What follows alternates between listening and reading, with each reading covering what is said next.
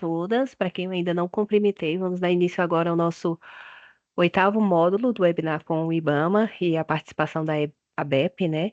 Inicialmente, a gente vai começar com o painel do Dr. Fábio Viana Fernandes, que é advogado e sócio-diretor da Galote Advogados. Ele atualmente está como consultor jurídico da ABEP, é membro da Comissão Especial de Direito Marítimo e Portuário do Conselho Federal da OAB, né, doutor Fábio? E irá apresentar a temática de planejamento e licitações nos portos organizados. Doutor Fábio, a palavra está com o senhor agora. Bem, muito boa tarde a todos. Agradecer o convite que foi feito para a ABEP. Para um advogado vir falar num público altamente especializado sobre meio ambiente realmente é um pouco penoso, principalmente para um advogado portuário, né? Em que pese a gente conviver com questões de licenciamento ambiental e participar ativamente dos processos. Eu procurei dar trazer um pouco de informações do lado do lado da regulação portuária, o que a gente tem visto, o que a gente tem encontrado, principalmente dos órgãos que participam, né, da atividade portuária e da parte dos procedimentos de arrendamento. O foco é porto organizado, então foi canalizado em questões que envolvem ANTAC, Ministério de Portos, Tribunal de Contas, CGU e alguns dados estatísticos do Banco Mundial. Tirei toda a cara. Advogado geralmente gosta de ficar falando meio que formato de palestra. A apresentação é totalmente focada para um bate-papo. Vou trazer informações para que a gente possa, na verdade, fazer um grande troca de experiências, troca de informações, tá? O nosso escritório, em que pese ser um escritório focado na parte de direito portuário, a gente acaba lidando com questões de meio ambiente, mas eu, obviamente, vou aprender muito mais com vocês do que eu estou trazendo aqui de apresentação.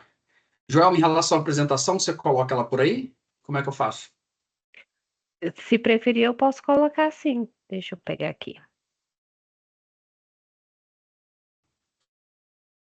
Bem, o tema é planejamento e licitação nos portos organizados, conformidade com as licenças ambientais, né? Vamos lá. O objetivo é falar um pouquinho sobre gargalos logísticos, do ponto de vista portuário e de licenciamento ambiental. Mas antes de entrar propriamente, eu vou trazer algumas informações de conhecimento da maioria de vocês, mas que já falam de forma bem concentrada em relação a o que a gente vive hoje do ponto de vista de gargalos relativos ao segmento de infraestrutura e, em especial, à atividade portuária. Bem, aqui eu trago algumas informações em relação ao PAC, volume de investimentos, e tudo isso é muito conectado, porque no próximo slide a gente vai falar sobre o volume de licenciamentos. Então, a partir do momento que temos uma política de governo com uma intensa intenção de investimentos no segmento de infraestrutura, e a gente vê aqui que os números são números realmente expressivos, consequentemente, a gente passa a ter uma necessidade, um aumento necessário de licenciamento ambiental. Então, o volume de obras gera, de forma quase que exponencial, um aumento natural do fluxo de licenciamentos ambientais e de proposições que são feitas junto ao IBAMA e órgãos estaduais, que já tem uma estatística natural extremamente elevada do volume de licenciamentos. Puder passar o slide, por gentileza? Bem, aqui a gente traz algumas informações muito pontuais em relação ao esses dados estatísticos. Eles são dados de 2023, tá? Que eles talvez eles possam parecer dados normais para os profissionais da área de meio ambiente, para o IBAMA. Nós, da área de infraestrutura, principalmente o setor portuário, quando a gente se depara com esse tipo de estatística, a gente fica realmente muito impressionado com o volume de processos em fase de licenciamento que estão hoje no IBAMA. E uma outra informação que a gente acabou trazendo relativa à insegurança jurídica. A gente já via isso do ponto de vista de processos administrativos, mas a gente não imaginava que isso também reverberava do ponto de vista dos órgãos de meio ambiente, do ponto de vista de insegurança jurídica em relação à autorização dos licenciamentos. Tá? Então, isso vem também como um dado estatístico. Isso aqui não é, obviamente, isso não é uma crítica, isso é mais um elemento que colabora com a questão da demora, tá? E uma demora, por enquanto, é entendido como uma demora natural nas fases de licenciamento. Pode passar, por favor. Bem, aqui foi quando eu falei da DILIC. Isso aqui foi um dado que foi apresentado no ano passado em relação a empreendimentos à espera de licenciamento ambiental, e aqui a gente fez focou no segmento de infraestrutura, só para que a gente tenha aí uma noção de como isso está distribuído. Tá? Então, a gente vê ali que, obviamente, o setor de rodovias ele traz um volume muito grande quando comparado com os demais segmentos, tá? Dentro da área de infraestrutura de transportes, isso é muito natural. O que chamou a atenção foi a parte de licenciamento em ferrovia, ela está superior ao licenciamento em portos, e aí fica uma dúvida se realmente é um grande volume de licenciamentos em ferrovias, e aí quem pode esclarecer isso para a gente é o IBAMA, ou se na parte de licenciamentos portuários, como um fluxo talvez já esteja um fluxo mais fluido, o volume ele tende a ser um pouco menor, tá? Porque como o retorno dos investimentos em ferrovias ele vem dos últimos 4 anos, 4, 5 anos, talvez esse número esteja relacionado a isso, tá? Porque a questão de licenciamento na atividade portuária, isso já é um fluxo que vem acontecendo aí desde 1993. Pode passar, por favor. Bem, e também alguns dados estatísticos em relação aos processos. Há um estudo que fala que um licenciamento tem demorado em média de 1 a 2 anos para a conclusão do licenciamento. E isso colocado por confederações, tá? O próprio órgão diz que esse é um número muito difícil de ser aferido, porque e realmente é muito difícil, considerando ali as diversas nuances que cada tipo de licenciamento tem. Mas isso é um fato, realmente os processos de licenciamento, naturalmente, são processos longos. Sempre que você para poder tentar entender essa questão da demora, você sempre cai numa questão relativa à necessidade de uma modernização legislativa, tá?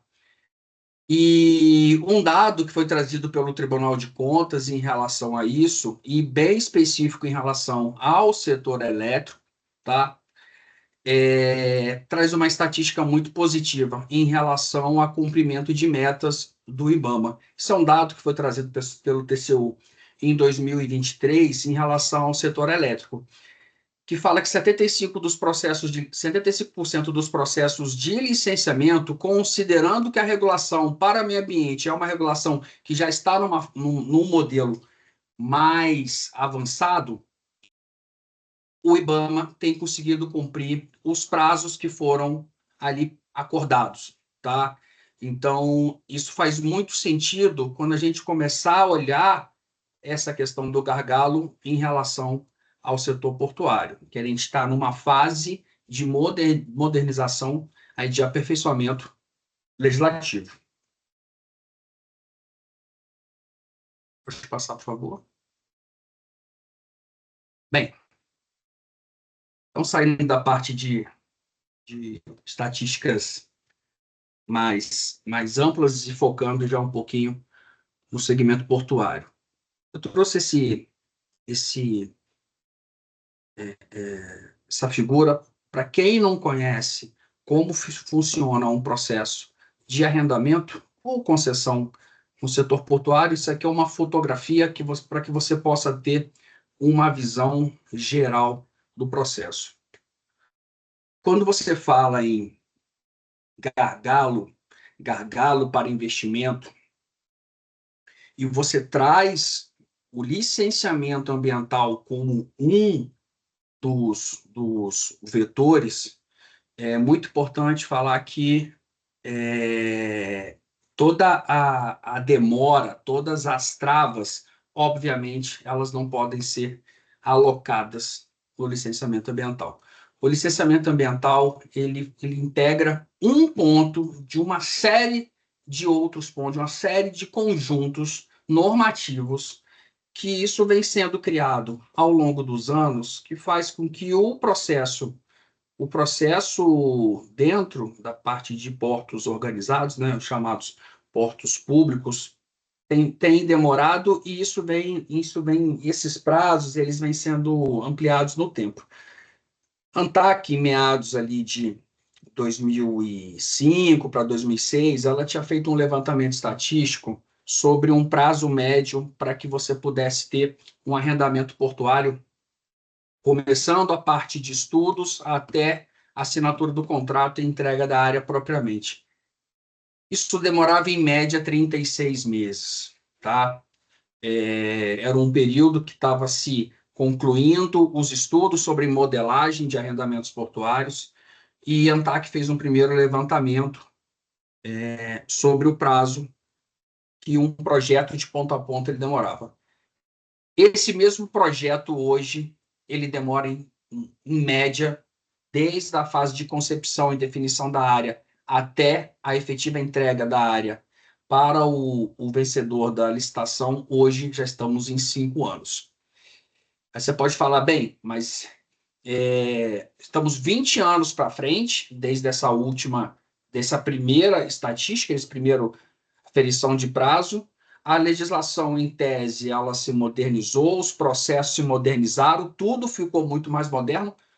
Por que os arrendamentos portuários eles quase que dobraram no seu prazo, né?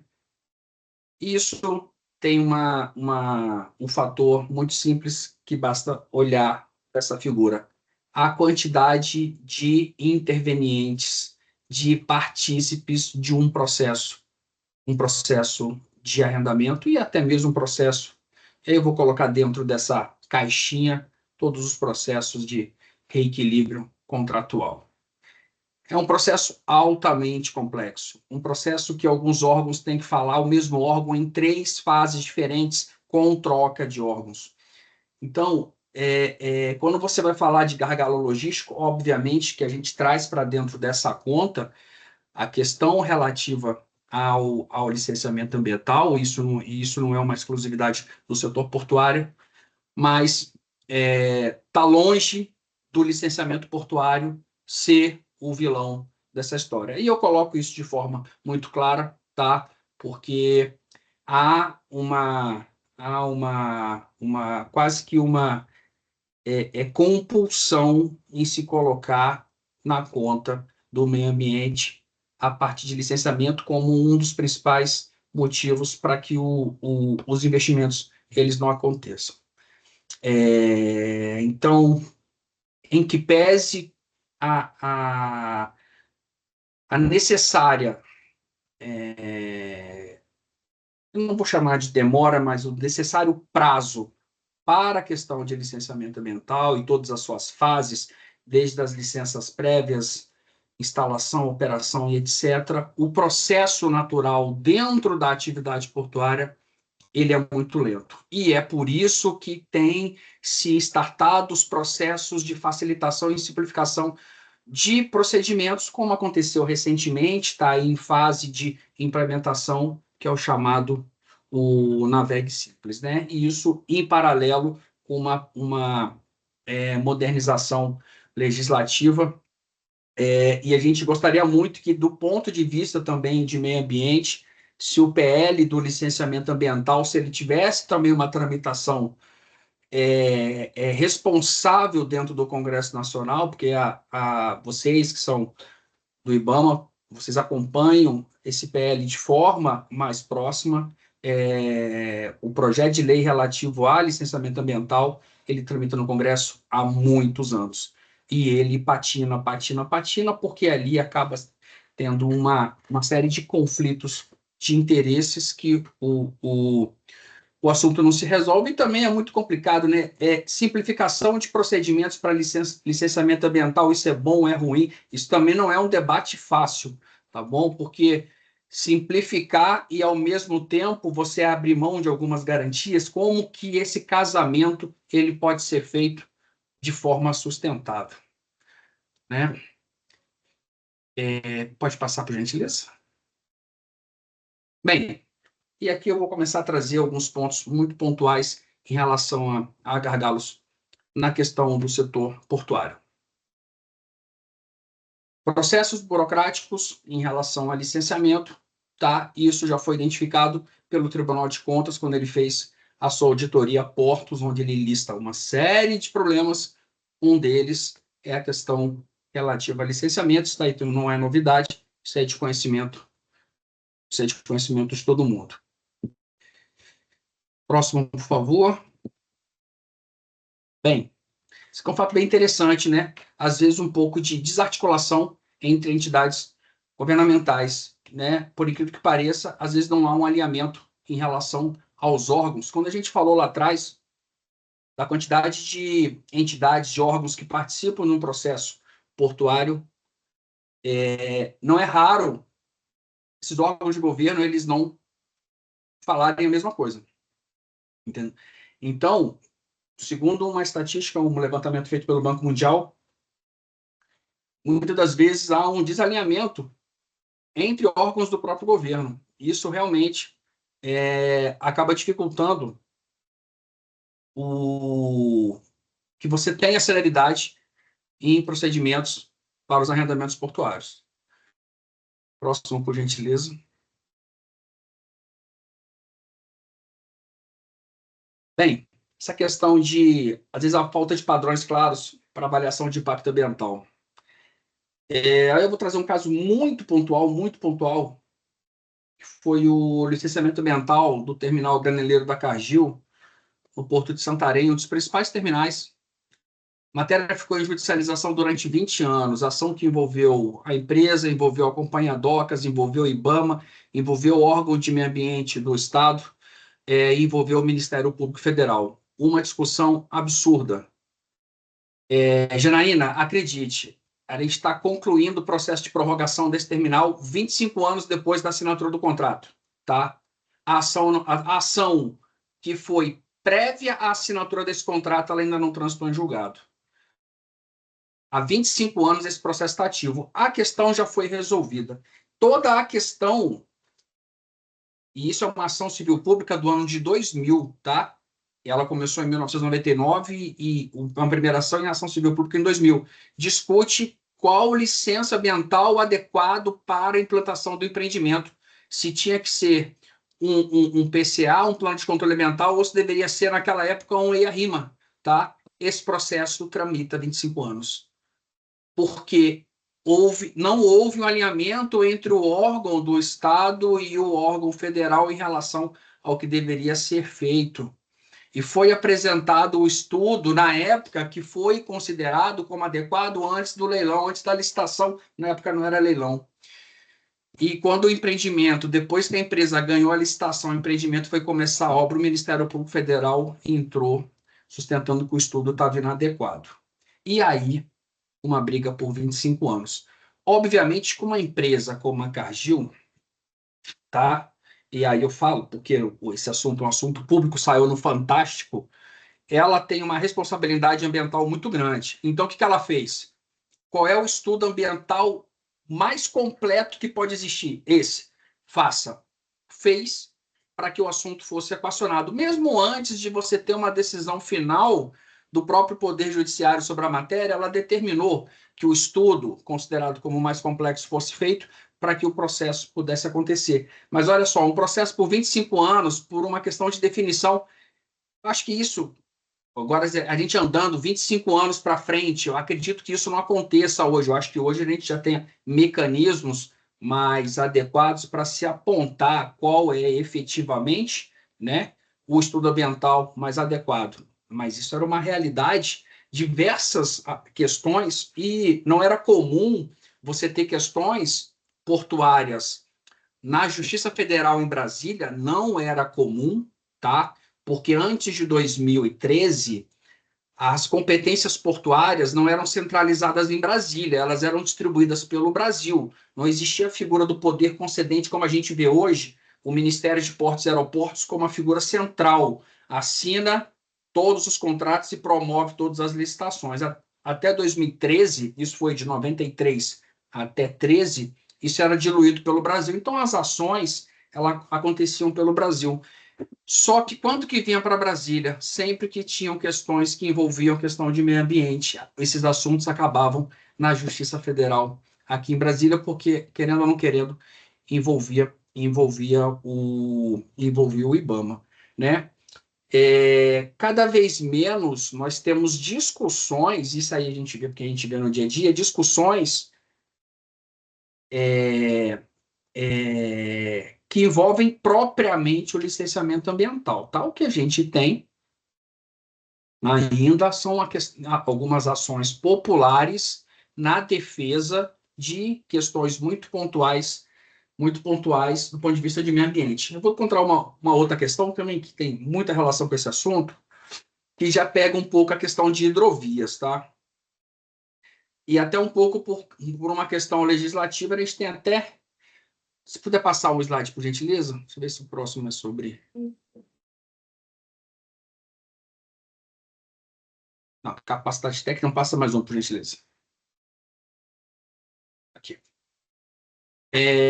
Quando houve a necessidade o projeto hidroviário no Brasil, ele volta agora com a criação da Secretaria de Hidrovias, tá?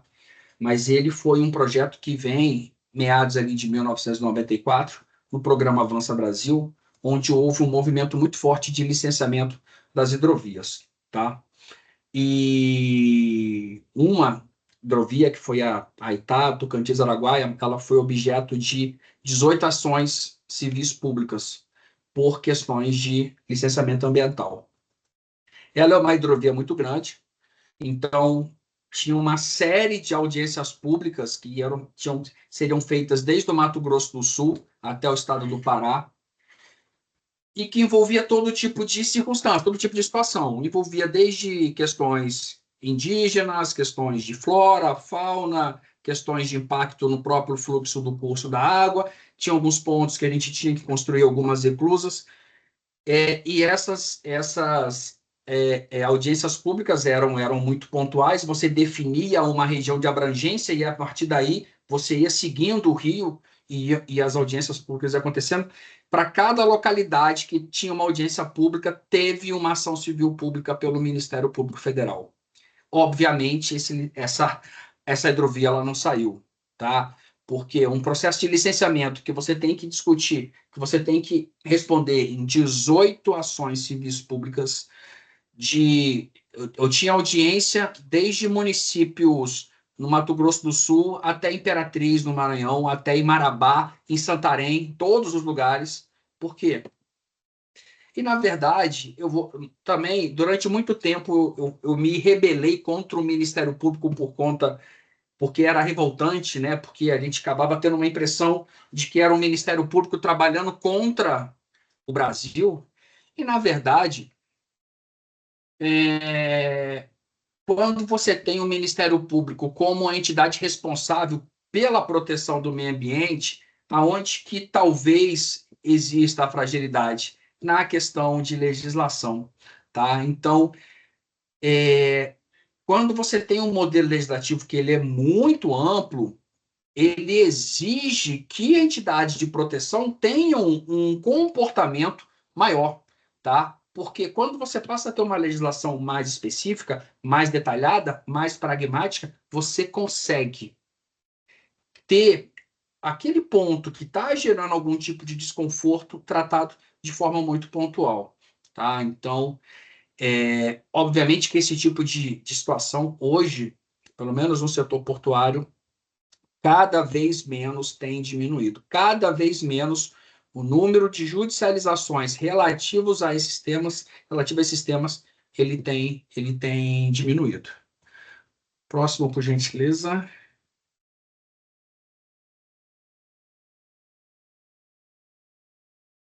Aqui a gente vai voltar um pouquinho em relação a...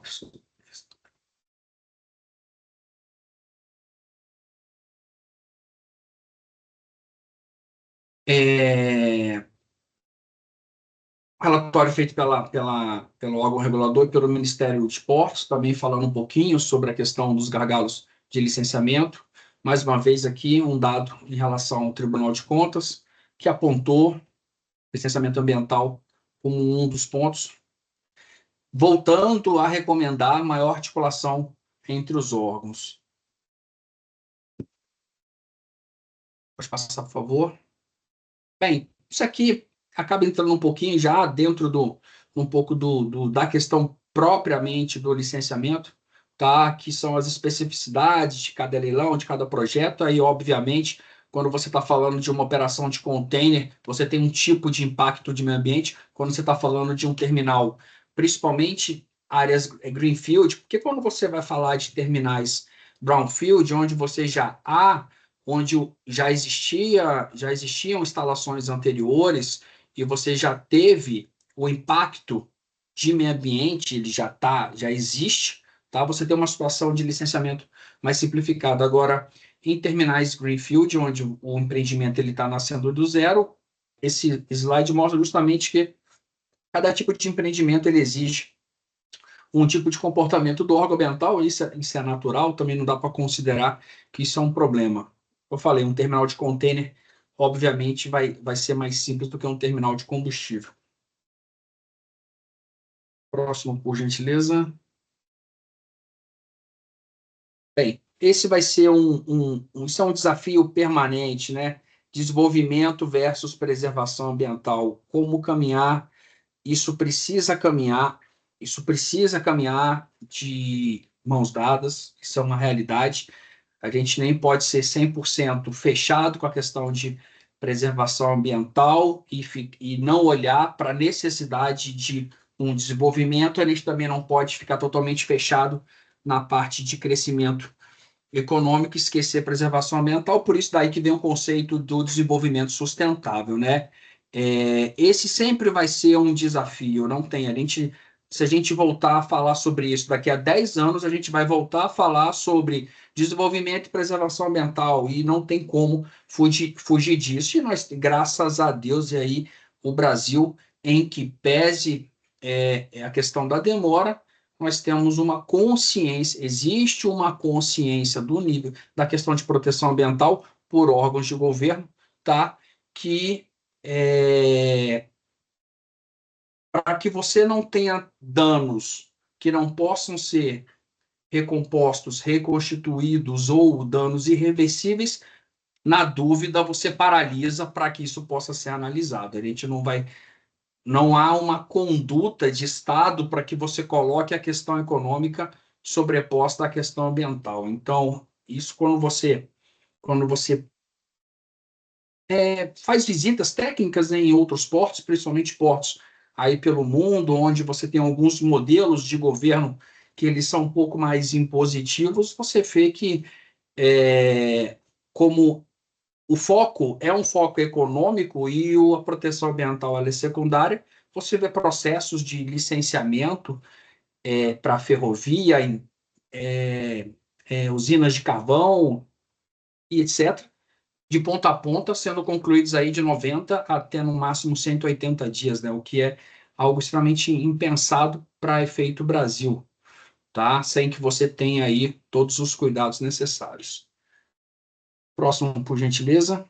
Isso aí a gente já tinha falado lá em cima, né? Isso aqui é só eu trazendo um pouco o foco. Essa falta de conversa, um pouco falta de alinhamento entre órgãos do próprio governo, antes de você ter o privado indo para a sua fase propriamente de licenciamento, tá? Em todas essas informações, a gente está trazendo informações que elas derivam dos próprios órgãos de governo, tá? Então, Tribunal de Contas, Ministério de Portos, CGU e o próprio Banco Mundial trazendo sobre a necessidade de um maior alinhamento entre as entidades. Próximo, por gentileza. Bem, aí a gente vai cair um pouquinho na questão da desatualização normativa e de regulamentos ambientais, aí a gente volta para a questão do conflito de interesses. E aí eu falo novamente da questão do PL 2159 de 2021, mas na verdade isso é o número dele no Senado, porque o número original dele é outro, tá? Que tramita há muitos e muitos e muitos anos.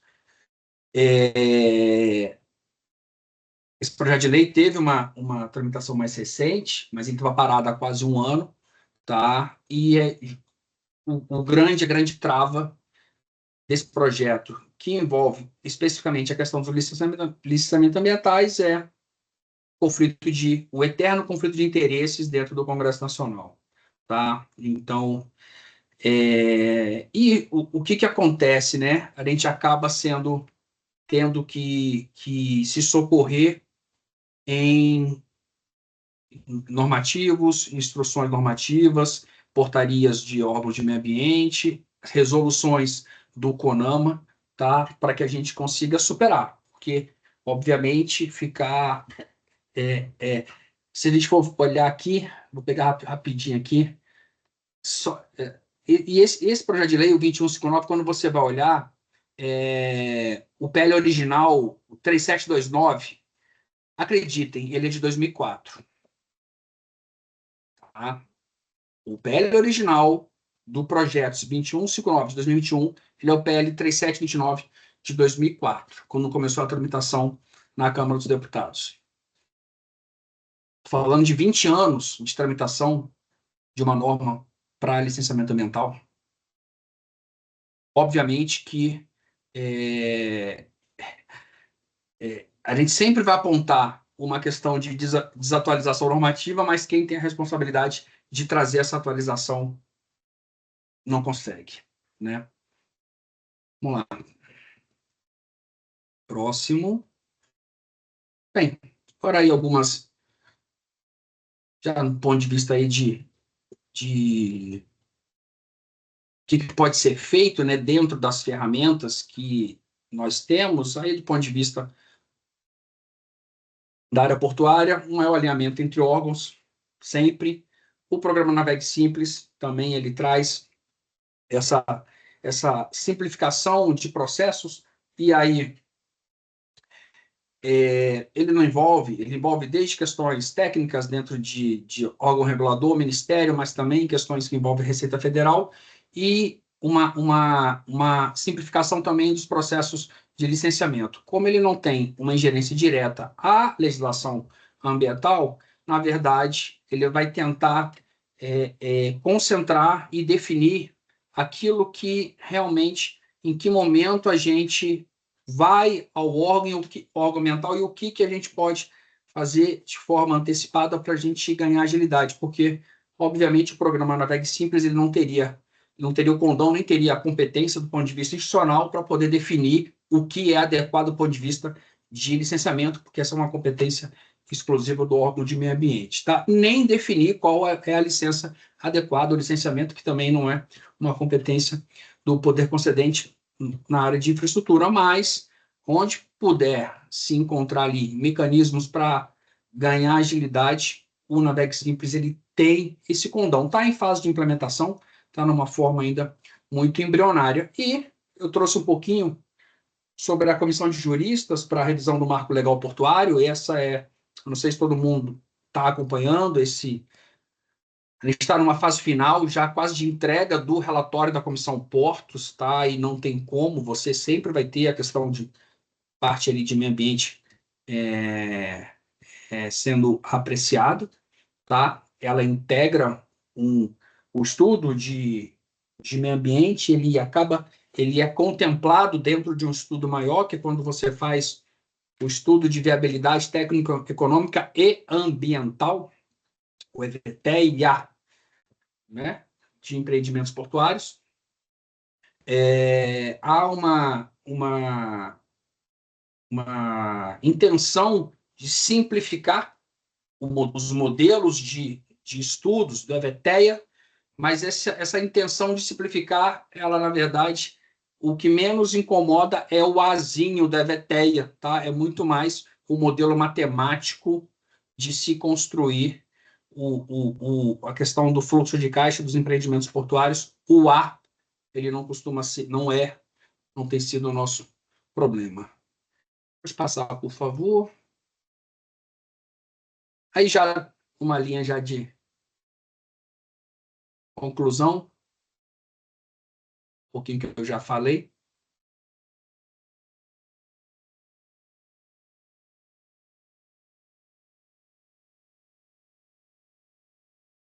E é isso. Acho que a gente agora, a matéria é devidamente apresentada, a gente pode começar já o bate-papo. Prontinho, pessoal. Agora a gente vai abrir para as perguntas. A Andrea está com a mão levantada. Pode falar, Andrea. Não, então, diante dessa apresentação aí dos gargalos do licenciamento, eu acho que alguma coisa muito importante a ser colocado e que talvez tenha sido passado meio na tangente aí, seja a qualidade dos estudos que são apresentados, porque quando a gente coloca grande parte do atraso do licenciamento desse tempo é o vai e volta de documentos, de estudos, às vezes a morosidade na apresentação daquilo que está sendo pedido. Então, eu acho que isso é uma coisa bem importante que fique claro, porque não é bom nem para o órgão ambiental, que tem que colocar, como você colocou lá no início, uma equipe reduzida, sempre à disposição para analisar, às vezes, 4, 5 vezes o mesmo documento, porque ele não vem dentro daquilo que se precisa para ter-se a segurança jurídica para uma decisão final. Então, eu acho que isso é um ponto a ser bem frisado e que eu acho que foi passado muito assim, ao largo dessa discussão, porque o grande gargalo no licenciamento vai dessa qualidade dos estudos e do retrabalho que se tem em analisar várias vezes, e às vezes não é apresentado aquilo que está sendo pedido, e isso vai e vem, é uma das coisas que mais atrasa o processo. Com certeza precisamos de atualização da lei, né, da legislação, porque também nada é feito aleatoriamente, né? Temos um arcabouço jurídico imenso, então, realmente, esse atendimento também a esse arcabouço jurídico, a todas essas exigências que a lei impõe, também são fatores extremamente importantes nesse processo, né? Então, eu só queria colocar essas duas questões que para a gente é crucial nesses processos de licenciamento, que às vezes realmente demoram muito mais do que a gente gostaria, porque a gente queria logo, não, vamos virar essa página e partir para o próximo, mas aí você está ali sempre naquela mesma tecla ali, tentando avançar nesse estudo. Então, é só essa colocação que eu gostaria de fazer. Andréia, a sua colocação ela é extremamente pertinente, tá? E ela é uma realidade. E vou além, tá? Não é isso é uma exclusividade dos estudos ambientais, tá? Essa questão do retrabalho dos estudos técnicos na área portuária, isso efetivamente acontece. E obviamente que o nosso objetivo aqui não é apontar a questão aí se é um problema das consultorias ou de quem elabora, enfim, mas o que você apresentou é um fato e ele precisa sim ser registrado porque o, você recebe uma demanda, aí você faz uma análise, isso volta para o empreendedor, isso devolve para você, você faz um retrabalho. E como você falou, às vezes tem que fazer 4 análises de um mesmo documento. Obviamente, se você tivesse recebido esse documento numa condição minimamente razoável, você teria analisado 4 processos ao invés de um. Eu concordo contigo, eu não tiro aí a sua razão. A questão de talvez não ter sido apresentado aí como um dos pontos é porque a gente, na verdade, não entra no detalhamento tão específico, né, do motivo, o motivo da demora, mas eu acho bem importante e eu vou até atualizar essa apresentação para colocar essa observação no slide que eu falo um pouco sobre eu abro ali falando um pouquinho, né, sobre todas as dificuldades que vocês, no órgão mental, vocês encontram, desde a dificuldade ali de volume de processos e uma deficiência, às vezes, até de gente capacitada para poder gerar essa força de trabalho, obviamente que esse é um item relevante que precisa ser considerado. Te agradeço aí pela observação. A gente vai já para a última pergunta, né? Tá dando o prazo Tá da primeira joia. apresentação. Está começando a esquentar ainda, vamos. Eu sou da Cargill, sou supervisora de meio ambiente da Cargill, acompanhei todo o processo de licenciamento lá de Santarém. Deixo aqui, caso o time da TP tenha curiosidade para saber, porque ele traz muitas dúvidas, Greenpeace parando as operações no pier, no berço de atracação de navios, há 20 anos atrás, então ele é um processo de licenciamento que traz muitas dúvidas, então eu deixo aberto aqui para o time da TP num segundo momento para a gente fazer uma apresentação, caso seja do interesse. Até para colocar, né, todos os pontos desse processo de licenciamento e que tem essa ação em aberta no Ministério Público. E hoje, a minha maior dificuldade dentro dos licenciamentos Greenfield da Cargill são consultas a comunidades, porque é algo que não existe regulamentação, e eu não estou falando de comunidades indígenas e quilombolas, para essas existe a regulamentação muito clara.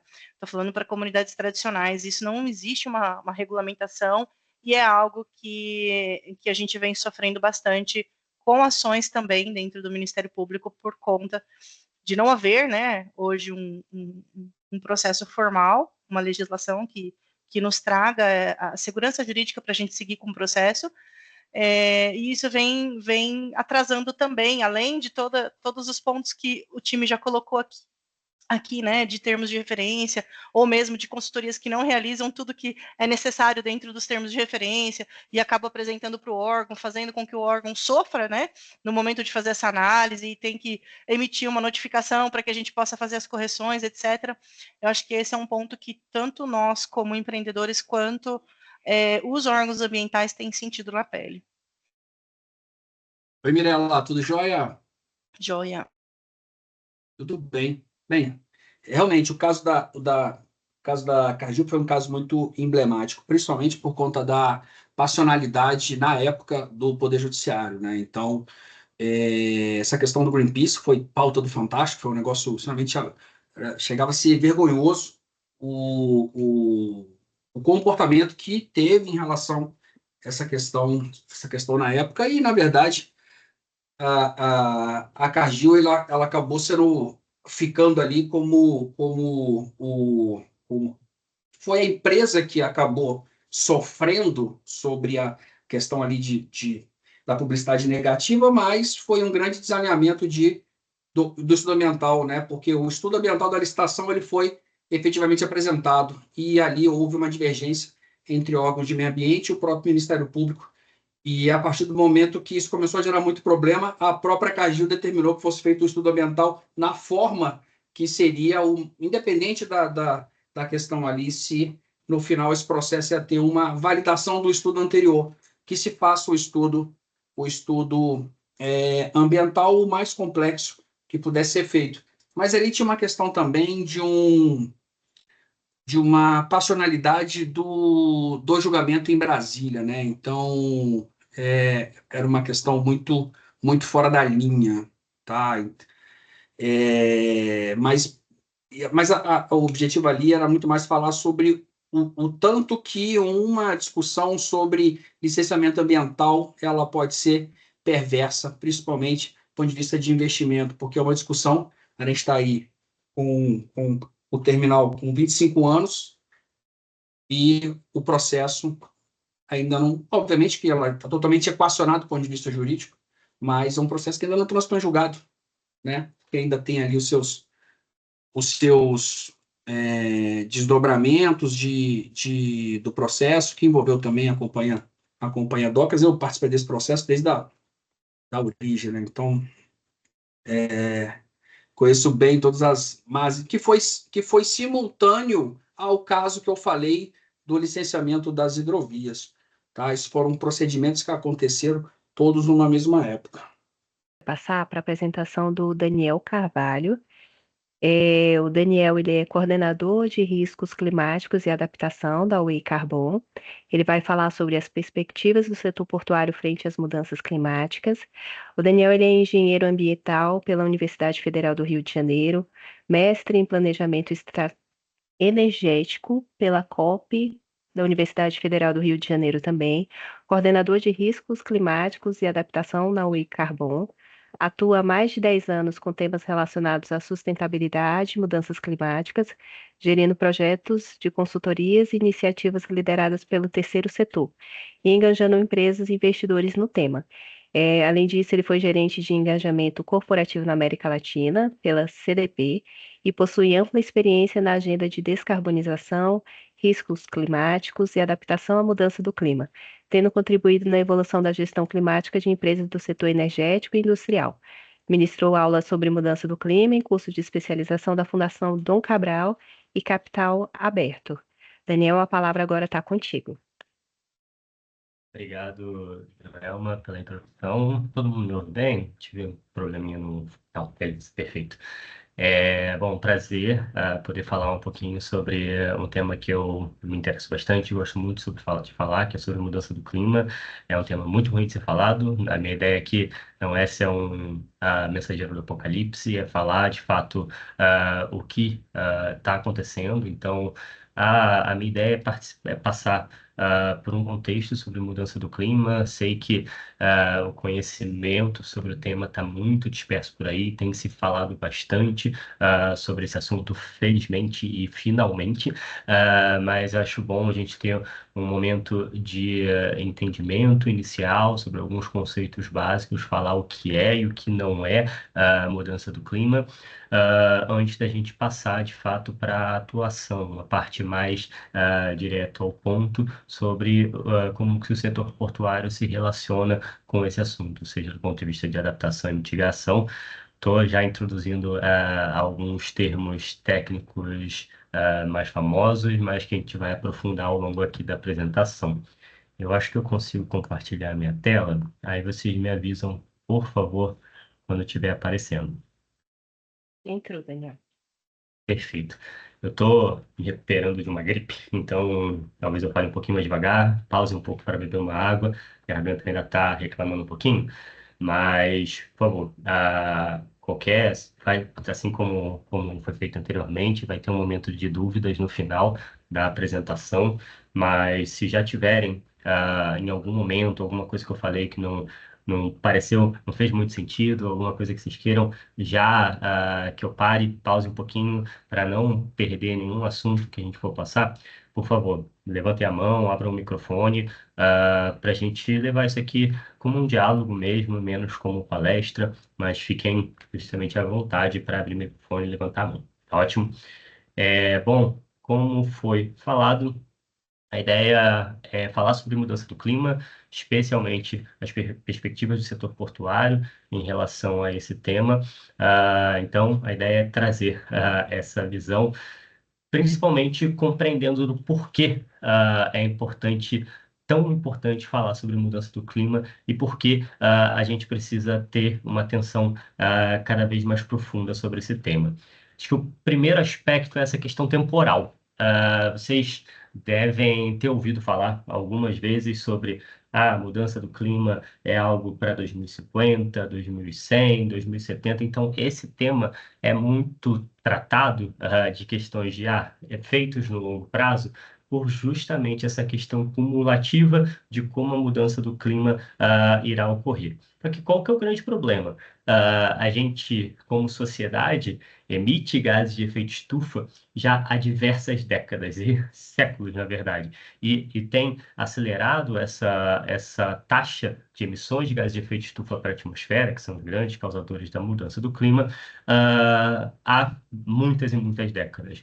Então, além desse olhar de longo prazo, é necessário compreender esse descasamento de quando ocorre a emissão do gás de efeito estufa e quando começa a se observar, então, os resultados dessas emissões, ou seja, o aumento da temperatura média da Terra. Então, toda essa questão do descasamento e longas escalas temporais fazem com que a gente, muitas vezes, não pense muito bem, deixe para lá, isso daí é um problema da próxima geração, mas, como a gente vai ver mais para frente, é um problema da nossa. Problema gerado por gerações anteriores à nossa, começou com eles, está sendo gravado na nossa geração e quem vai sofrer mais, muitas vezes, são as gerações futuras. Um outro ponto muito importante da mudança do clima é que só a ação local, a ação individualizada, não é suficiente. E isso eu falo com um infelizmente muito grande aqui na minha mente. Porque se dependesse só de ações individualizadas, de uma empresa somente, de um setor da economia, de um país, fosse o grande malvado, o grande culpado da mudança do clima, seria muito mais fácil da gente atuar para reduzir, para mitigar esse problema. Então, é por isso que quem acompanha esse assunto há algum tempo, já tem acompanhado notícias, vai ouvir falar sobre articulações multilaterais entre governos, vai ouvir falar sobre órgãos dedicando uma secretaria, por exemplo, para falar sobre mudança do clima. Isso eu vou falar um pouco mais para frente no próximo tema. Você vai ouvir falar sobre empresas assumindo metas de redução de emissão, sobre organizações do terceiro setor atuando somente em partes específicas do enfrentamento a esse problema. Então, a mudança do clima, para de fato ser tratada, para evoluirmos nessa agenda e reduzirmos os impactos desse problema, necessita de uma ação coletiva verdadeiramente global.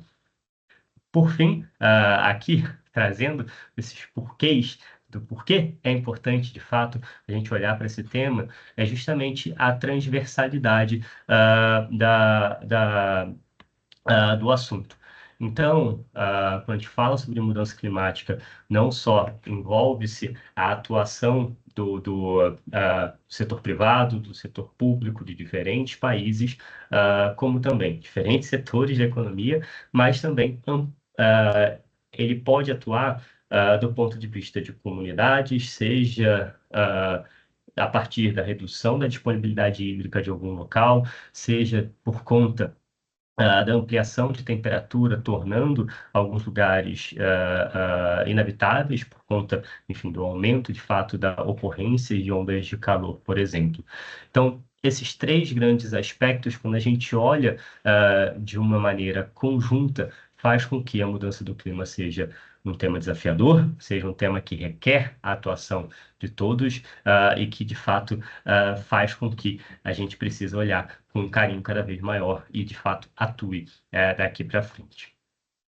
Mas aí vamos dar um passinho atrás para entender a evolução justamente da temperatura. Eu falei bastante sobre o aumento de temperatura na atmosfera terrestre, e eu gosto muito desse gráfico que está à direita, desse vídeo, que ele vai mostrando a evolução das temperaturas médias ao longo dos meses em diferentes anos no nosso planeta Terra. A gente está olhando justamente para médias globais, ou seja, tem lugares no nosso planeta que aqueceram mais, lugares que apresentaram temperaturas menores, mas quando a gente olha na média, a gente vê justamente essa evolução, ou seja, um distanciamento do centro desse gráfico ao longo de todos esses anos que a gente está observando.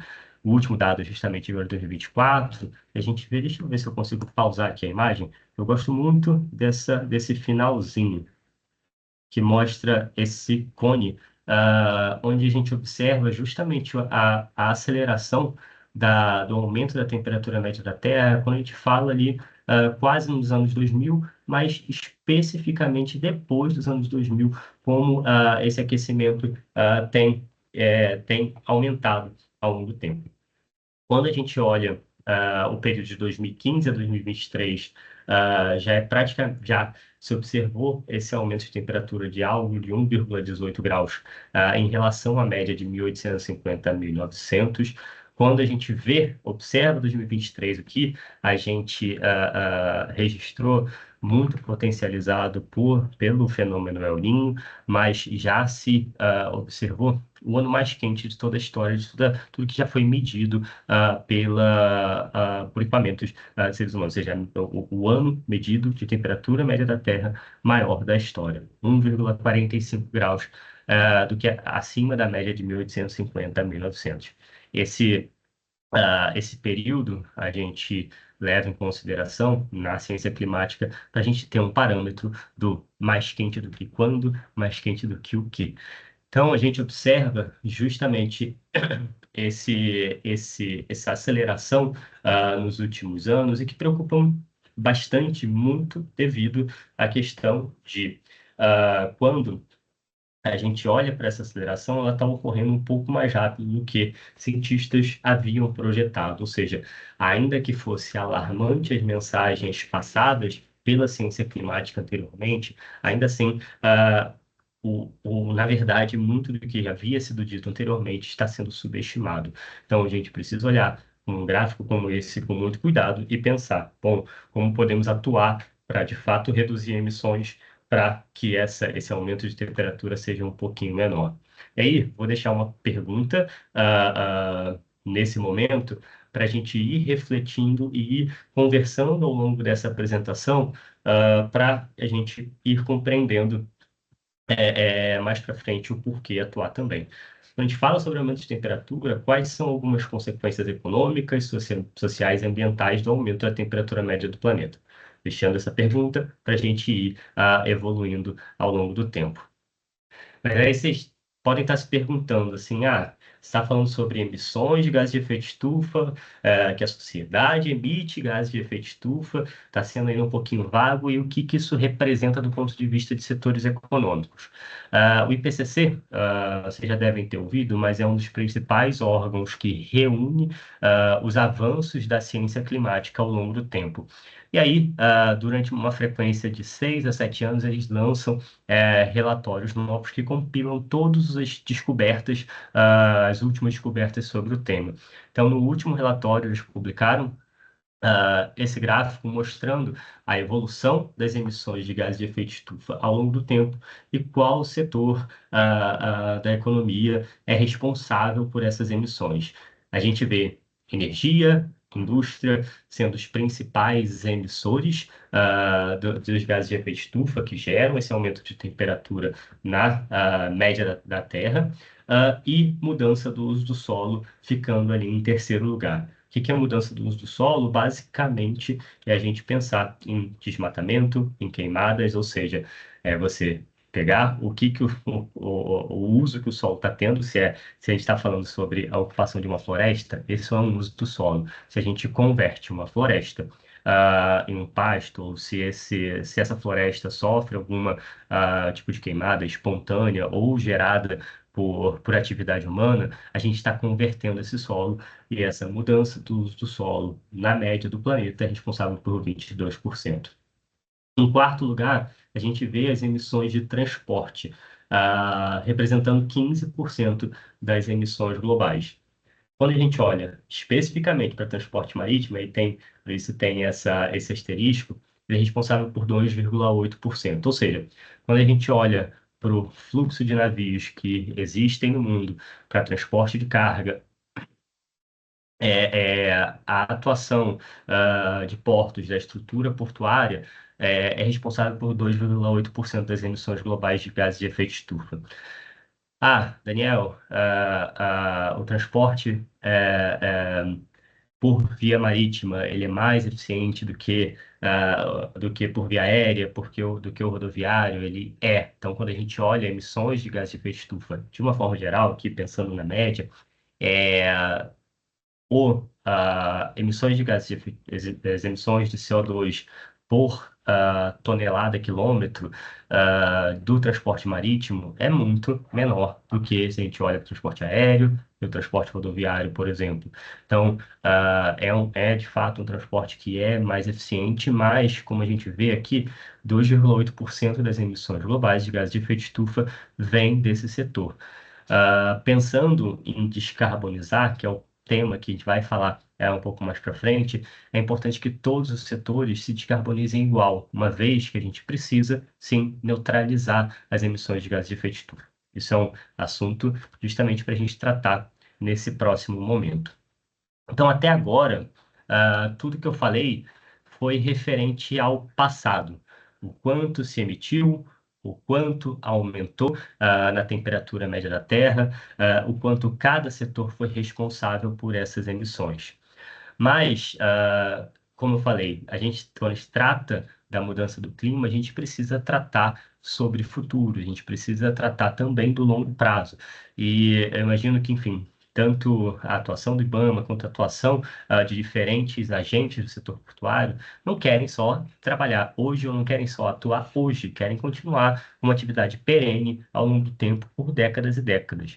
Então, é importante a gente entender o que são cenários climáticos do ponto de vista de alterações do clima, como do ponto de vista de potenciais emissões futuras. Só beber uma água aqui rapidinho.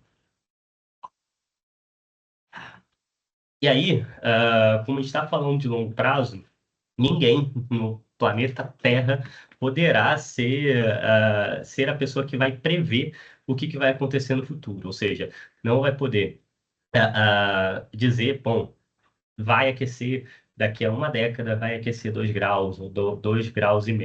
A gente sempre vai olhar do ponto de vista de possibilidades, de cenários, que são nada mais do que descrições plausíveis de como esse futuro pode se desenvolver. Nenhum cenário tem um olhar de previsão, não se quer prever o futuro aqui, se quer projetar as possibilidades se a gente escolher por um caminho X ou por um caminho Y. O que vocês estão vendo aí do lado esquerdo da tela nesse momento? Quais são alguns diferentes cenários que são trabalhados dentro da ciência climática e que o IPCC é responsável por compilar e trazer essas informações atualizadas nos seus relatórios. Cada linhazinha dessa que vocês estão vendo representa um cenário plausível, um futuro plausível que a gente pode alcançar, em que diferentes graus, diferentes níveis de emissões de gases de efeito de estufa ocorrem e, por consequência, diferentes aumentos na temperatura média da Terra. Hoje, a gente tem se encaminhado, infelizmente, para esse cenário vermelhinho aqui do meio, o SSP 370. Esse cenário, por si só, representa um aumento de algo da ordem de 3 graus Celsius em 2100, em relação à referência que eu comentei anteriormente. Então, a gente já sabe que há um aquecimento na média hoje da ordem de 1,2 graus. Se a gente seguir nesse cenário, até 2100, aqueceria na média 3 graus Celsius. Isso representa, como eu vou falar mais para frente, diferentes níveis de impacto. Felizmente, a gente tem se distanciado desse cenário 585, que representa uma ampliação expressiva no consumo de combustíveis fósseis, por exemplo, mas também a gente tem se distanciado por não conseguir, como sociedade, descarbonizar as atividades econômicas dos cenários de menor aquecimento, que são o SSP 245, 126 e 119. Lembra que eu falei no slide anterior que todos os setores precisam se descarbonizar por talvez menos expressivo que eles sejam, por ainda serem mais eficientes do que um setor X ou setor Y, do que um fim específico? Porque, no final das contas, o cenário desejável, que é o que a gente deveria estar buscando, são esses dois cenários daqui de baixo, os azuis. Ou seja, a gente precisa ter emissões líquidas de CO2 negativas em algum momento do futuro.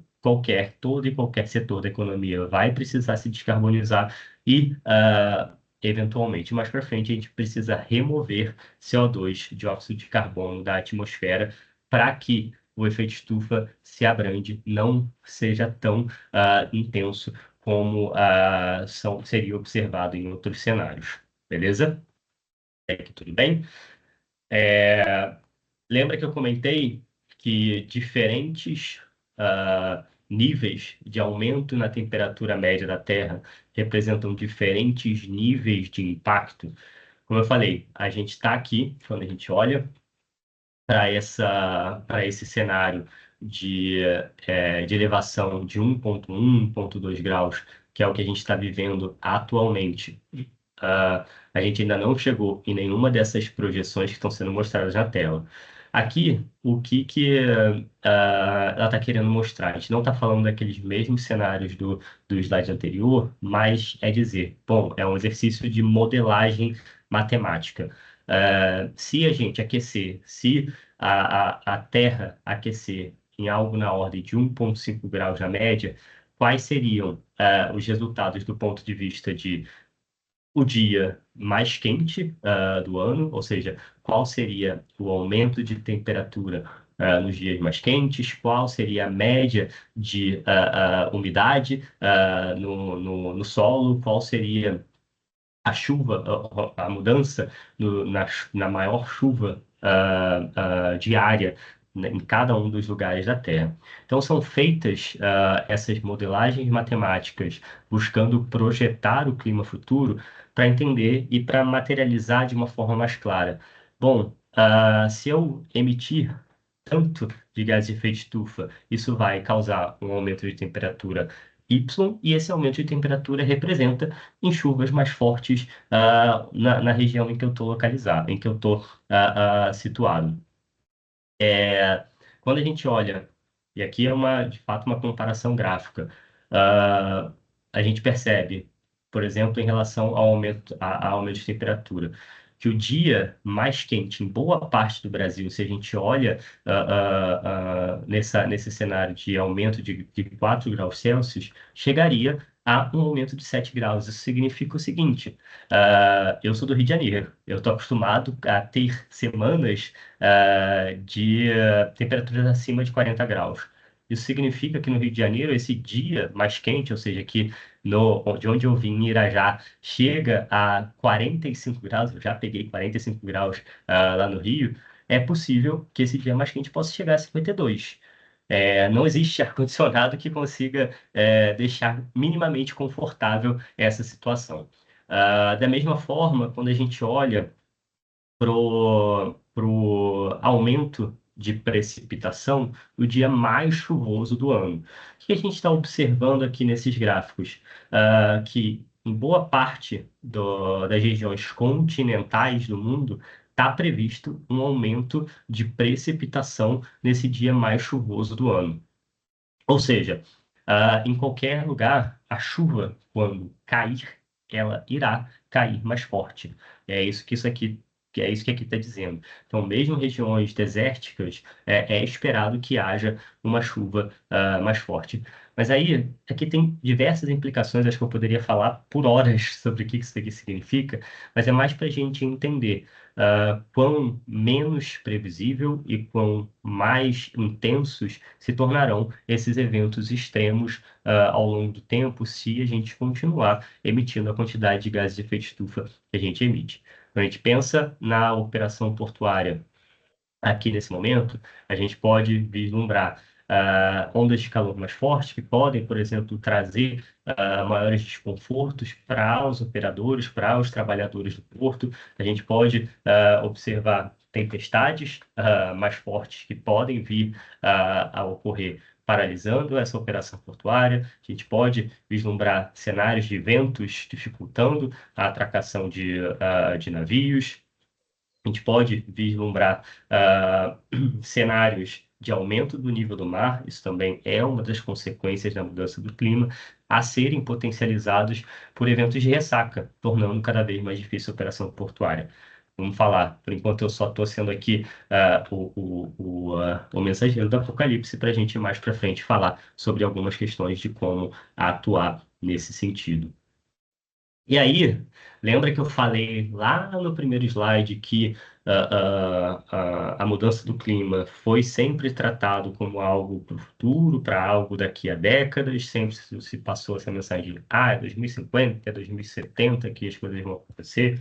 E sim, a gente precisa ainda vislumbrar o futuro para compreender o que tem o potencial de acontecer, mas a gente já observa hoje um aumento de ocorrências de eventos climáticos extremos, causando impactos financeiros. Então, já deixou de ser algo para o futuro para ser algo de hoje. Observamos, por exemplo, o que aconteceu lá no Sul nesse ano e também no final do ano passado, cenários de seca que a gente está vivenciando em várias regiões aqui do Brasil, que amplificam a ocorrência das queimadas. Então, quem mora em Minas, em São Paulo, Brasília, Mato Grosso do Sul, muitas pessoas sentem, então tem sentido o cheiro de queimada hoje em dia, potencializado por essa situação de secas mais recorrentes. Então, são feitos levantamentos anuais de perdas econômicas causadas por desastres naturais. Aqui a gente nem está olhando necessariamente para o viés especificamente climático, mas um viés mais amplo de desastres naturais. Então, por isso que você está vendo aqui na tela a ocorrência de terremotos, que aí deixa eu dar um passo atrás e lembrar, terremoto não tem a ver com a mudança do clima, mas praticamente todos esses outros eventos têm sim. Então, a gente percebe que em 2023, 2024, esses dados ainda vão ser atualizados, mas um aumento do impacto econômico causado por desastres naturais 22% maior do que a média do século XXI. Esse é um relatório feito por seguradoras. Ainda existe um gap de proteção, de asseguração desses ativos impactados economicamente, de algo da ordem de 69%. E praticamente todos os tipos de desastres naturais tiveram um aumento, um acréscimo representativo em relação à média do século XXI, exceto o ciclone que a gente observa aqui nesse gráfico. Mas tempestades, inundações, secas, extremos de frio, tempestades de inverno, incêndios, e, enfim, tem se observado crescentemente esse aumento em relação a médias e medianas do século XXI. Enfim, eu acompanho esse relatório já há alguns anos, e esse, de fato, é um cenário recorrente. E aí, o que é importante a gente entender, agora já começando a olhar do ponto de vista empresarial, como que isso se materializa em risco para a minha empresa, em risco para a operação do meu porto. É justamente essa diferenciação do que seriam riscos físicos e riscos de transição. Então, quando eu olho para riscos físicos especificamente, é praticamente tudo do que eu estava citando até esse momento. Então, quando a gente fala de riscos físicos, são justamente esses impactos diretos da mudança do clima. Então, a gente está falando sobre eventos climáticos extremos, sobre variações sazonais.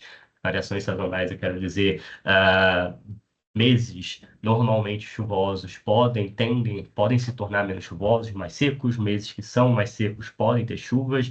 A gente tem visto esse inverno sendo um mês, sendo um inverno ainda mais seco do que o normal, por exemplo. Então, essas variações sazonais tendem a se elucidar um pouco melhor, e muitas vezes aquele clima passado que a gente está acostumado a observar não vem se materializando. Tudo isso pode causar dano material. Então, ali em específico, a gente vê uma tempestade, por exemplo, derrubar uma estrutura, danificar a cobertura de algum galpão, por exemplo, interrupção em operação. Então, ventos fortes dificultando a atracação de algum navio, ou mudanças em ecossistemas. Por exemplo, quando a gente fala sobre secas, reduzindo a disponibilidade de água para algum processo específico que é necessário ser feito no porto. Tudo isso, quando a gente fala sobre riscos físicos, a gente está olhando do ponto de vista crônico ou agudo. Agudo, eventos climáticos extremos, ou seja, eventos pontuais. Crônicos, a gente está falando sobre essas alterações em padrões climáticos, alterações sazonais, que vão se materializando ao longo do tempo de maneira mais gradual, beleza? Existe outro... Não sei se alguém quer comentar alguma coisa. Lembra do microfone? Acho que não, mas vamos lá. Quando a gente fala sobre riscos de transição, aqui tem um ponto muito importante. A gente sabe, e aí acho que eu vim comentando ao longo dessa apresentação diversas vezes, sobre a necessidade de reduzir emissões de gases de efeito estufa. A redução e a atuação para reduzir essas emissões de gases de efeito estufa implica em mudanças estruturais, em mudanças aprofundadas nos setores econômicos. E isso envolve, por exemplo, redução do consumo de energia fóssil e mudança mesmo na forma como, por exemplo, a gente gera e consome energia em diversos setores. Então, a gente observa que, só para ilustrar, para trazer um exemplo, o setor de óleo e gás sendo cada vez mais pressionado para mudar a sua forma de atuação e muitas vezes deixarem de ser uma empresa especificamente do setor de óleo e gás para se tornar uma empresa do setor energético. Ainda existe, obviamente, muito lobby, muito pressão para que essa mudança e esses ajustes sejam mais graduais, mais lentos, mas ainda assim é necessário essa evolução na descarbonização da economia para que os riscos físicos que eu citei até esse momento se reduzam. Mas quando a gente fala sobre descarbonização, dependendo da forma como essa descarbonização é feita, dependendo da forma do ritmo, da velocidade, e quando vai ser implementado, as empresas podem estar sofrendo com alguns riscos. Então, aqui, nesse slide, também estão ilustrados alguns riscos referentes à questão da transição para uma economia de baixo carbono. O primeiro deles quando a gente fala do ponto de vista reputacional. Então, a gente vê, e aí vou ilustrar um pouquinho mais para frente, empresas sofrendo com uma propaganda negativa, ou a atuação de empresas, de organizações do terceiro setor, deixando, assim, de fato, queimando a reputação de uma empresa por ela não estar atuando para reduzir suas emissões, ou por ela não estar atuando para cumprir, por exemplo, com uma meta de redução de emissões que ela desempenhou. Tudo isso vem a partir dessa necessidade para uma transição para uma economia de baixo carbono e pressões, seja de governo, seja de membros da sociedade. Risco de transição tem a ver com toda a questão de regulação. Então, quem acompanha também esse tema há um tempo sabe que há muito se discute aqui no Brasil a necessidade de existir um mercado, um sistema de comércio de emissões aqui no nosso país. Então, a gente observa como que no mundo esse assunto já vem se avançando e como o Brasil precisa acompanhar essa discussão. Quando a gente fala sobre o sistema de comércio de emissões, a gente coloca na empresa uma necessidade, ou ela reduz as emissões, ou ela vai precisar pagar por essa poluição que ela está gerando para o planeta como um todo. Quando uma empresa não está preparada, quando o porto não está preparado para reduzir essas emissões, ela tende a ter que pagar. Então, assim, ou você paga para poluir, ou você, de fato, reduz suas emissões e reduz essas externalidades que ela gera. Então, outro tipo de risco de transição tem a ver com questões regulatórias que podem impactar a atuação da empresa como um todo. O terceiro tipo de risco de transição tem a ver com o mercado. Então, a gente vê, por exemplo, empresas direcionando a sua aquisição de energia elétrica preferindo por fontes mais limpas. Então, contratos de energia renovável sendo cada vez mais valorizados, enquanto que a energia térmica a fontes fósseis tem perdido um pouco a sua relevância, principalmente vindo de fontes fósseis mais poluentes, como diesel, como óleo combustível pesado. Tudo isso vem, para quem atua nesses setores que estão sendo preteridos, vem como um risco de mercado, um risco de perder, de fato, fatias por conta dessa necessidade, desse entendimento que vem se desenvolvendo na sociedade de descarbonizar a nossa economia. E aí, por fim, um tipo de risco de transição tem a ver com risco tecnológico. Então, quando você hoje adquire uma estrutura para um porto ou adquire um navio, você precisa pensar em qual tecnologia que essa estrutura vai ter, que esse navio vai ter. E você, muitas vezes, precisa se prender a essa estrutura por conta, justamente, do custo afundado em relação a isso. Então, quando a gente pensa num navio estruturado para utilizar bunker, para utilizar óleo combustível pesado, é muitas vezes muito difícil de você conseguir reestruturar esse uso energético para, por exemplo, utilizar fontes menos poluentes, seja até um gás natural liquefeito, seja hidrogênio verde, por exemplo, como a gente vai ver um pouco mais para frente. Então, a tomada de decisão hoje, do ponto de vista de qual tecnologia eu vou escolher, eu vou optar para a atuação da minha empresa, pode representar um risco caso essa empresa não opte por fontes ou por tecnologias mais limpas. Isso pode se tornar uma perda, pode se materializar como uma perda de mercado mais para frente, como maiores impactos regulatórios ou também como perdas reputacionais. Então, quando a gente fala do ponto de vista empresarial, de atuação mesmo, existem esses dois riscos que precisam ser muito bem compreendidos para atuar da melhor maneira. Aqui eu trago alguns exemplos de fato, algumas materializações desses riscos climáticos. Então, a gente vê a questão de responsabilização de empresas de litígios climáticos. Acho que um dos maiores exemplos que a gente já viu nesse meio é a Shell sendo responsabilizada justamente por questões de negligência climática, uma empresa de gás, todo mundo conhece, que estabeleceu metas de redução de emissão que claramente não iria cumprir. Então, tentando se dar bem, melhorar a sua imagem, acaba tendo um efeito contrário por ter sido um compromisso, uma forma de simplesmente você mostrar para o público algo que de fato não ia fazer, e isso se tornou um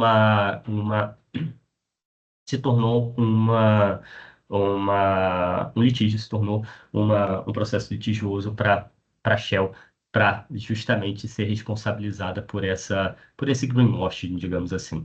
A gente vê limitação em emissões de metano, limitação a emissões de gases de efeito de estufa específicos. A gente vê, por exemplo, o aumento do preço médio de carbono em diferentes mercados. Então, como eu falei, o Brasil vem tentando acompanhar essa implementação de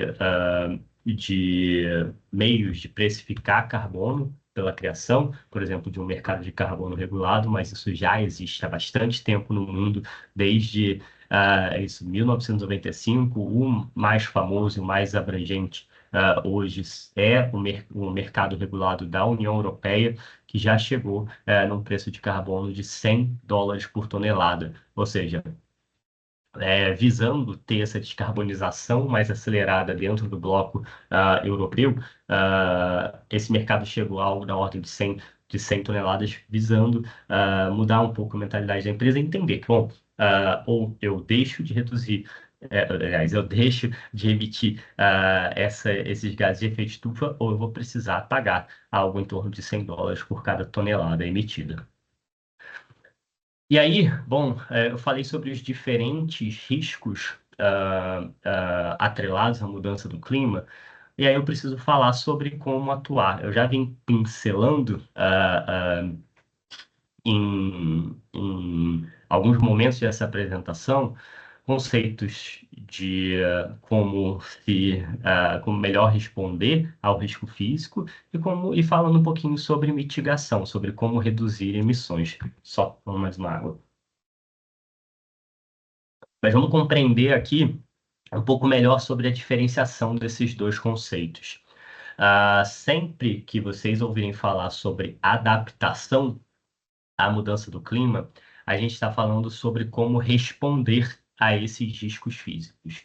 Então, ajustes a estruturas atuais para que, ao se materializar os riscos climáticos, ou seja, a maior ocorrência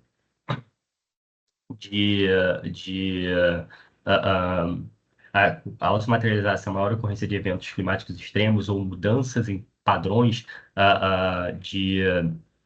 do clima, que a empresa ou que o país consiga sofrer menos. Vamos lá. O que a gente pode fazer para se adaptar a essas mudanças do clima? Por exemplo, construir sistemas de proteção em encostas e mangues, ou seja, quando ocorrer uma chuva mais extrema do que era acostumado a se observar num certo local, para que essa encosta não venha a desabar, não venha a ter um desabamento, ou também para que mangues consigam melhor absorver uma inundação. Construção de estruturas mais resistentes à ação de eventos climáticos extremos. Então, ao se mapear, por exemplo, a ocorrência de ventos mais fortes em certa região, na localidade do Porto, por exemplo, fazer com que guindastes tenham uma estrutura que aguentem essas novas condições de vento. Construir e operar de maneira melhor sistemas de alerta de eventos extremos para ter uma resposta mais rápida, seja tempestades, seja alagamentos, seja eventos mais fortes, seja desmoronamentos, e também reduzir consumo de recursos hídricos. Então, isso não só traz benefícios econômicos para a empresa, qualquer redução, acho que a ideia de qualquer empresa é reduzir os custos, mantendo o mesmo grau de qualidade. Então, quando você pensa em reduzir o consumo de recursos hídricos, não só você está fazendo um bem do ponto de vista ambiental, como você está protegendo a própria operação da empresa ao depender menos desse recurso no momento de seca, por exemplo, reduzindo a possibilidade de ter paralisações. Isso é o conceito de adaptação, então, realizar ajuste, responder às mudanças que já estão ocorrendo ou que vão ocorrer no futuro. Outra forma de atuar é que a gente está pensando como sociedade, como um todo, não só do ponto de vista de empresa, mas do ponto de vista de mitigação.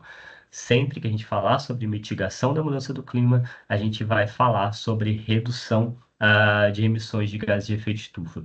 E aí, vamos lembrar lá naquele slide que eu mostrei no gráficozinho, que fala sobre as diferentes emissões dos setores da economia. Então, quando a gente fala sobre mitigação, a gente está, por exemplo, falando sobre substituição de combustíveis fósseis por fontes de energia de baixo carbono, energia solar, eólica, hidrogênio verde, por exemplo. Então, tudo isso são algumas maneiras da gente não só descarbonizar aquela parte do gráfico de energia, mas também de descarbonizar a fase de uso dessa energia, seja no setor de transporte, seja no setor industrial, enfim, nos demais. Modificar, então, processos, tecnologias para reduzir consumo energético, então não só utilizar fontes menos intensivas em emissões de gases de efeito estufa, mas também reduzir esse total de energia consumida pela empresa, ganhar eficiência energética e também investir em sumidouros de gases de efeito estufa, seja por meio de restauração de áreas vegetadas, seja por meio de captura de carbono, armazenamento de carbono. Tudo isso são formas de você extrair CO2 da atmosfera e mitigar e reduzir o impacto da mudança do clima. Então, sempre que a gente falar em mitigação, a gente está pensando em reduzir os efeitos e reduzir o grau de impacto desses eventos climáticos extremos. E aí, quando a gente traduz isso do ponto de vista de estratégia corporativa, de atuação das empresas, é muito importante com que essas duas formas de atuação sejam integradas justamente à mentalidade do negócio. A Way Carbon, ela fez dois relatórios junto com a ANTAC, junto com a GIZ, por exemplo, um direcionado mais a avaliar os riscos climáticos dos portos. Depois eu posso mandar o link desses estudos, se vocês ainda não viram, e também um direcionado para a descarbonização da atuação portuária. Então, lá se observa, por exemplo, como que na estratégia corporativa da empresa, o tema mudança do clima ainda precisa evoluir bastante. Quando a gente fala, por exemplo, de até entender e reportar emissões de gases de efeito estufa e relatar externamente as emissões de gases de efeito estufa que ocorrem no ambiente do porto. Então, é muito importante cada vez mais entender, gerenciar os riscos físicos, por exemplo, e compreender quais são as emissões que ocorrem no porto em que eu atuo, para, de forma integrada ao negócio, construir uma estratégia de adaptação, não ser só uma simples resposta quando ocorre um evento climático extremo, mas também construir uma estratégia de mitigação, seja monitorando, desenvolvendo inventários de gases de efeito estufa, assumindo metas para reduzir essas emissões e agir, adotando, entendendo as particularidades do seu porto para, por exemplo, entender de onde viria as principais reduções pela substituição de combustíveis. Talvez o porto onde eu estou atuando está perto de um polo em que se pensa em desenvolver hidrogênio verde. Isso pode ser tanto uma estratégia possível de descarbonização local, como um atendimento a novos mercados. Então, tudo isso, quando se coloca a mudança do clima integrado ao negócio, é possível melhor observar essas oportunidades de atuação para se chegar tanto num negócio mais resiliente para si, como um porto mais resiliente representa uma atuação mais resiliente para o país. E também sendo um negócio de baixo carbono que, de fato, contribui para os objetivos globais de redução dos efeitos da mudança do clima. Todas essas duas estratégias juntas precisam se unir do ponto de vista de posicionamento, narrativas. Não adianta só a galinha pôr o ovo, ela precisa cacarejar, ela precisa falar que ela está pondo o ovo. Então, é trazer isso externamente também, a forma como o Porto está atuando para consolidando uma estratégia corporativa de mudança do clima, seja possível externalizar essas informações.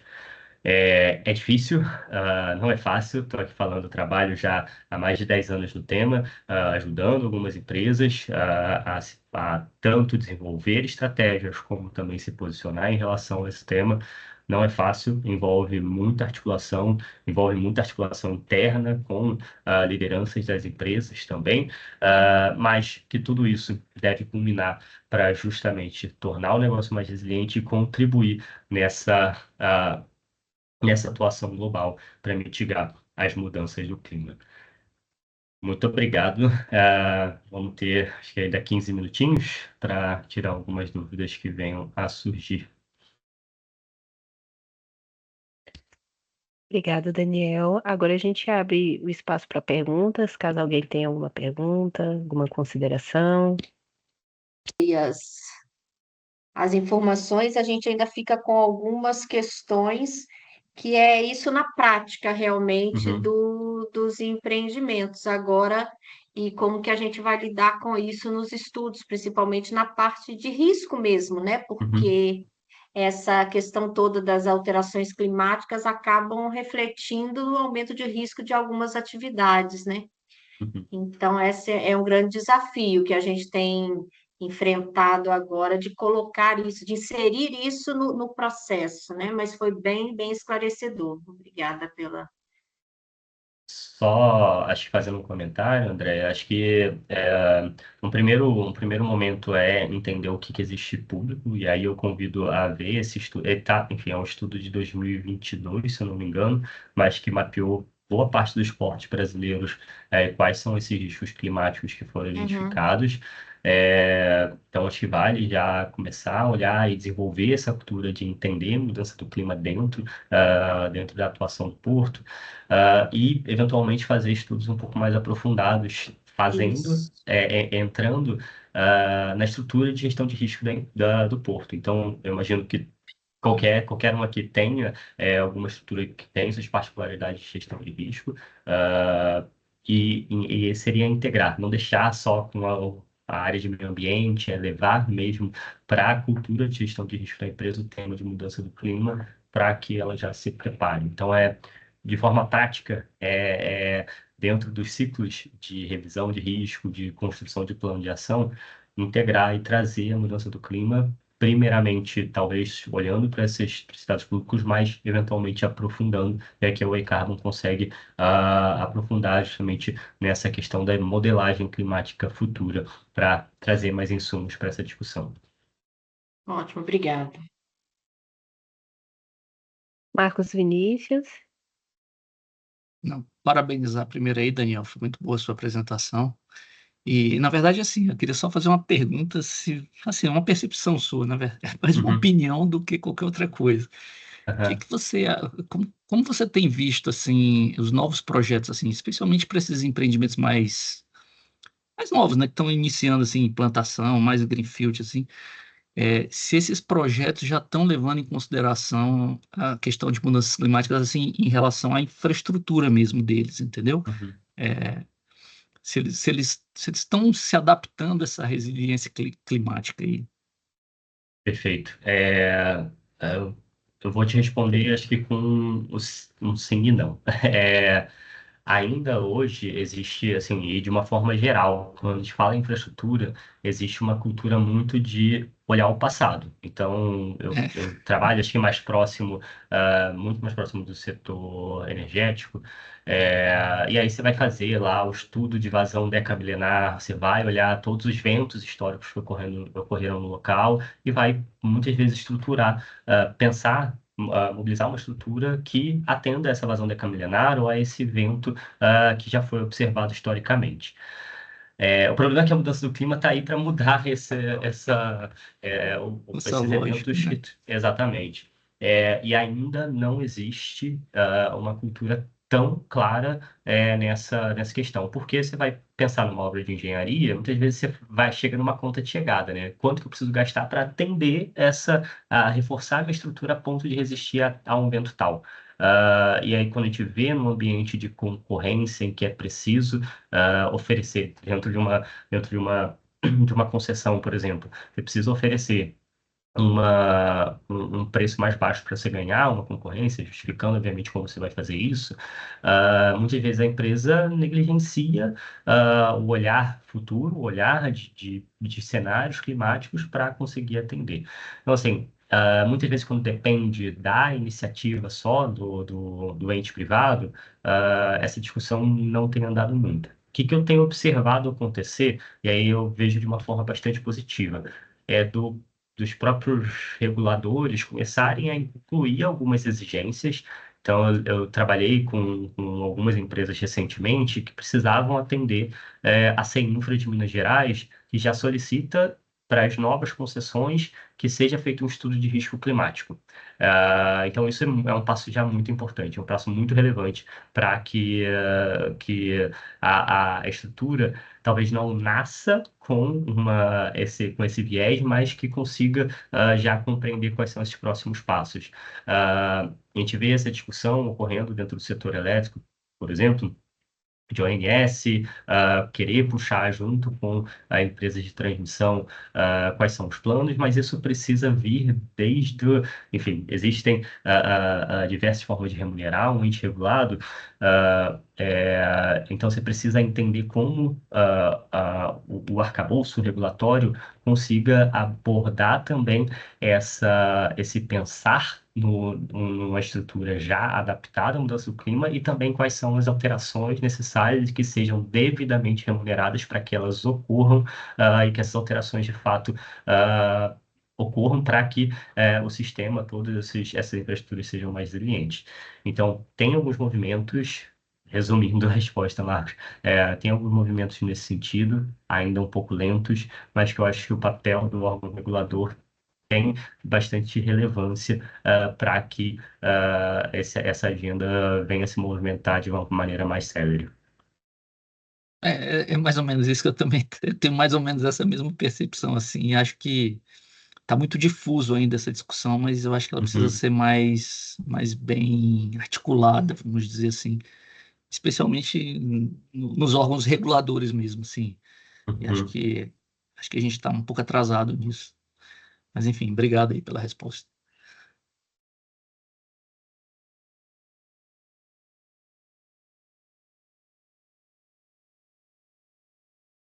Pode falar, Janaína. Oi, Daniel, agradecer aí pela sua apresentação e pedir se você, acho que mencionou que você poderia disponibilizar, né, os Estudos. artigos, os Sim. estudos que você citou aí na apresentação. Porque a Eu gente mando depois para o pessoal aqui que eu mandei a apresentação para difundir depois esses dois estudos. Já. Pode ser que a gente faça contato com você em um momento não muito distante aí para discutir mais coisas.